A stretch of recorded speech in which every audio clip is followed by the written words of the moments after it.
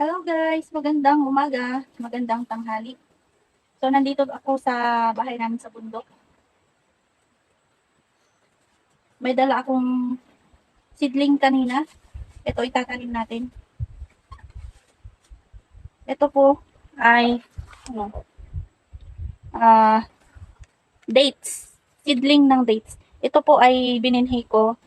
Yung binigay ng OFW na pinsan namin galing UAE. Yung nakabox na dates. So pinat ko lang siya dito. Tumubo naman. Bale, 20, mahigit 20 na buto yung tinanim ko pero 10 lang yung natira. Tapos pero 6 lang yung natira kasi sinira ng mga manok sa bahay. Ayun o, para siyang beetle nut. Yung tubo parang nyog na maliit. Ayan. So itatanim natin ito guys.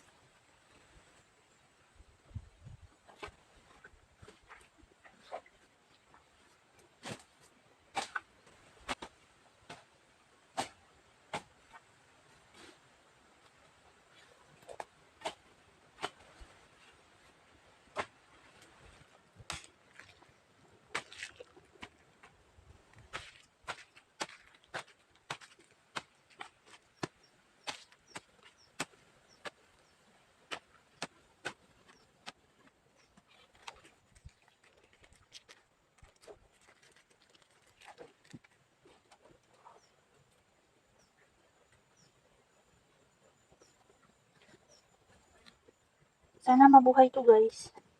Kasi ito, imported siya. Imported ba? Process yata ito guys, iwan mo kung niluluto. Yung dates na nanggagaling ng UAE. Tumubo naman siya guys. Try nyo din magpatubo ng ganun. So, lagyan ko siya ng ganito. Kasi baka bunutin. Ayun naman.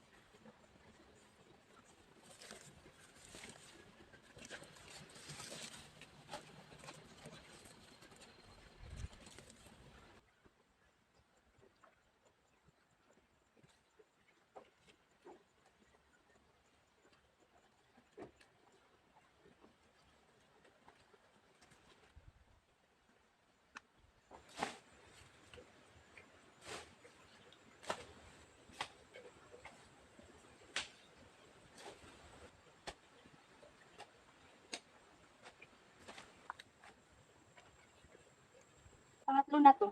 3 piraso lang yung dinala ko dito. Bale, meron pang naiwan na 3 sa bahay. Sa baba.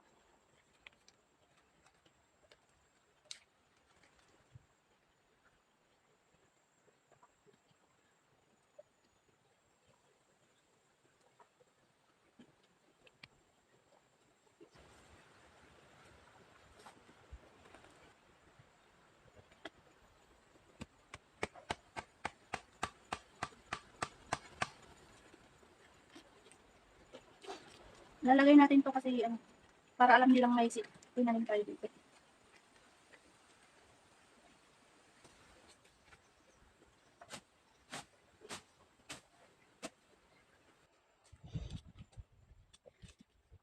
Ayan si mother. Naguhukay siya ng turmeric. Mahal ang turmeric ngayon. Yung tinanim na dyan sa banda dyan.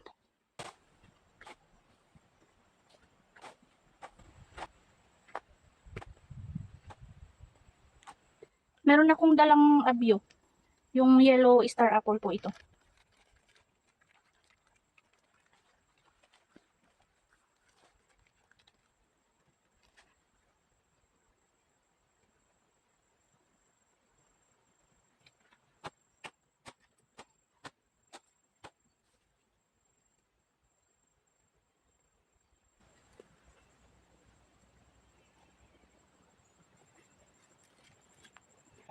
Ayan. Tapos na nating naitanim lahat. Ayun yung tito kong baak. Baak yun. Yun yung may bahay dun sa kabila, yung katabi ng bahay natin. Ayan, andyan yung bahay namin. Tas yung bahay dun, yun yung bahay niya. Alam nyo po ba kung anong ibig sabihin ng baak, guys? Ang tawag po namin sa walang asawa, yung binatang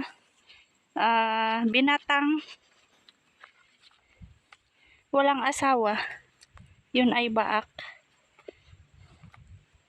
Kumbaga, matandang binata.